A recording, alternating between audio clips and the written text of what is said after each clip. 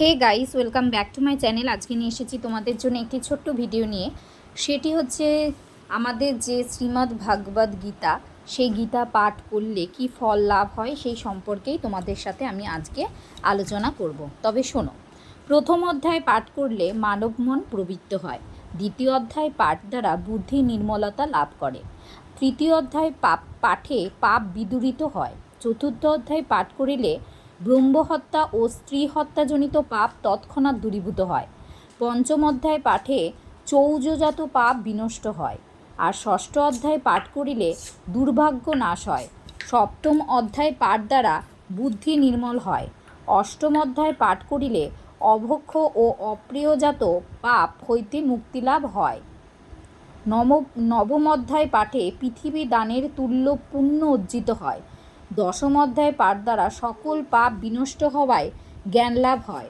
একাদশ অধ্যায় পাঠ দ্বারা ব্রহ্মজ্ঞান লাভ হয়। দ্বাদশ অধ্যায় পাঠে ঈশ্বরের বিশুদ্ধ ভক্তি জন্মে। আর ত্রয়োদশ অধ্যায় পাঠ করিলে জ্ঞান নেতু বিকাশ হেতু শক্তি লাভ হয়। চতুর্দশ অধ্যায় পাঠ করলে অশ্বমেধাদি যজ্ঞের ফল লাভ হয়।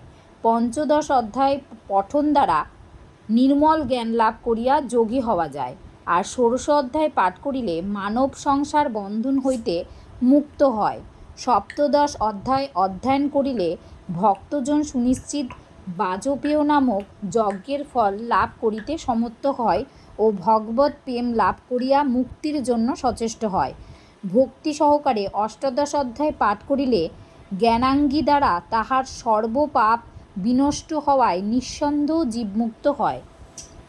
সুতরাং বন্ধুরা, তোমাদের যদি এই ভিডিওটি ভালো লেগে থাকে অবশ্যই লাইক, কমেন্ট, শেয়ার এবং সাবস্ক্রাইব করতে ভুলবে না। ধন্যবাদ।